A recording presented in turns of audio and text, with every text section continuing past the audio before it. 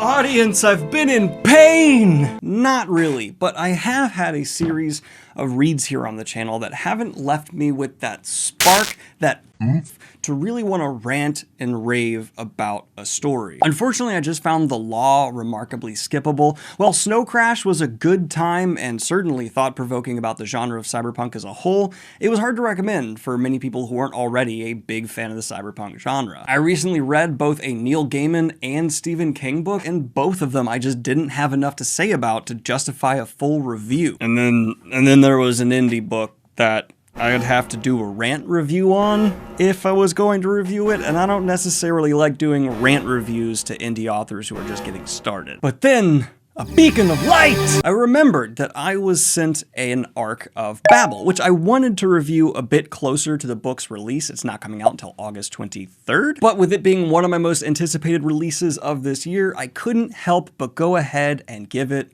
a go. And boy, oh boy, am I happy I did. Now, for those of you who aren't aware, this is coming from the author Rebecca Kuang, who previously has put out The Poppy War, a series that has received remarkable success and launched Rebecca Kuang to being one of the best-known names in modern fantasy. There were valid criticisms against The Poppy War, many of which I agree with, floating around online. I actually kind of found the series greater than the sum of its parts. Individually, I do have criticisms of the books, but overall, I really love what the series accomplished and think on the macro level, it absolutely delivered. But having an author follow up a major success early in their career is always interesting. It reminds me of like when you have an artist who puts out an album that's like a total banger and you're bopping it throughout all of high school, but then you hear they have something else coming out and you're wondering, can they capture the magic in the bottle once again, while also making it new and different enough to not feel like they're just riding the wave of what they already did. Show progression as an artist while staying true to what brought in the fans. And I'm happy to say Babel checked off all those boxes and so much more. Now, full disclosure, I do feel the need to say here, I've had Rebecca Kuang on the channel. We have talked a couple of times, but I've had no issue giving negative or mixed reviews to authors that I have spoken to far more than Rebecca Kuang. So I do want to say that for full transparency, but I am about to give a glowing review to this book, and no, it has nothing to do with the fact that I have briefly talked with the author a few times. They're going to be in Lord of the Rings Jeopardy though, so look out for that. What I have really loved about Babel is the way it balanced two heavy tasks, and that is to be both thought-provoking and entertaining. While you're trying to have a book that says so much, keeping it going and making sure that there is just that momentum and clipping pace so that the beginning to end your reader is engaged isn't necessarily easy. And unless Rebecca Kuang really stepped up her prose, which was my largest criticism of The Poppy War overall, I didn't think that would be possible for Babel. But thankfully, she absolutely has, because not only has her overall just well-rounded approach to writing seriously stepped up, but Rebecca Kuang is now entering the territory of many authors who just continually have lines of dialogue where you're just going like, oh, that encapsulated a whole idea, put it really succinctly, reflected the character, and was delivered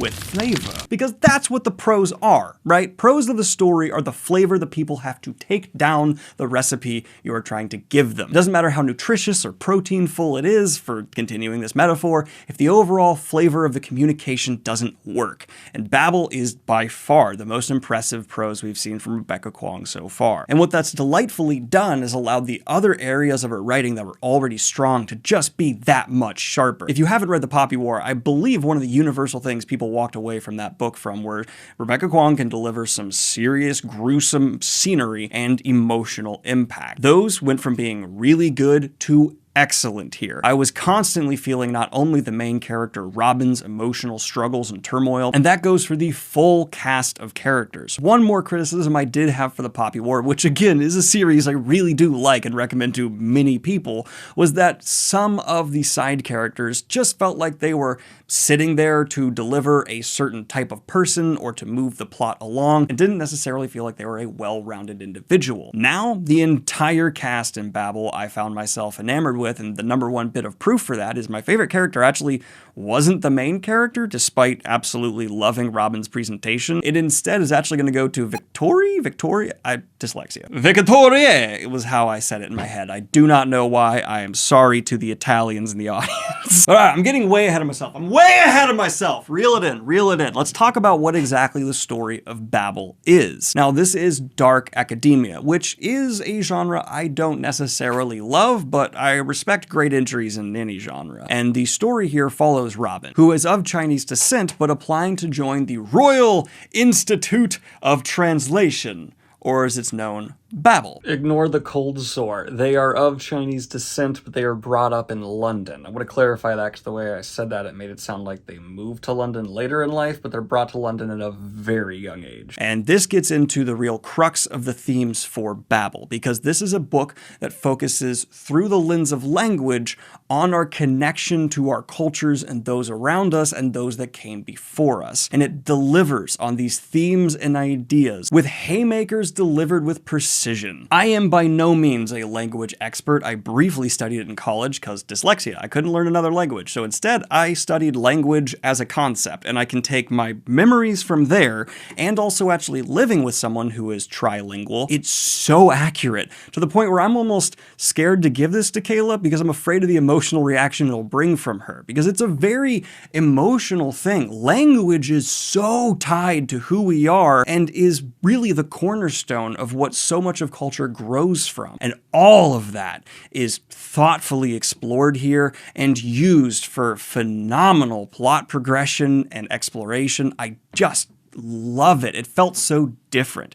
And that brings me to something else that felt different. Smooth transition. The magic system. The magic system within Babel is, I don't want to get too much into spoilers here, but it evolves around metal and language. This is then wonderfully tied in with the backdrop of all this colonization going on and how there's this, how do you fight violence and institutions from within? Can you possibly fix them, or is violence always a must? A similar theme I've recently been trying to get into with some of my works, and seeing it so symphony-like handled by Rebecca Kuang was not only intimidating but inspirational. It is absolutely poignant, and I dug it. My final concluding thoughts here are there were so many stories I was given when I was in high school and college that I were told were academic necessities that I read and reread for papers and things like that, that I found to not be nearly as thought-provoking and well thought out in terms of an academic sense of deep diving into themes and ideas covered as Babel is. And it manages to do that while being wildly entertaining with characters who are brimming with personality, their development in the short page count. I did this on my phone, so I don't know what the actual hardcover is. Shooting in the dark between 500 to 700, maybe? Page count up. Ending this review with who I'd recommend this to. Pretty much anyone, of course, who's a dark academia fan. Of course, those who are Rebecca Kuang fans. But even if you tried her writing before and just didn't find yourself necessarily vibing with it, go ahead and pick up Babel, because it is so much fun to see an author be able to just get up round 2 and deliver even better than in the previous round. I am giving Babel a solid, say it with my chest, 9 out of 10. And I cannot wait to put this in the S tier at my end of the year video where I'm talking about everything I read. Like and subscribe if you have not already. Hit the Patreon if you'd like to support what I do here. And I got books, I got merch. Have a good one, y'all. Peace.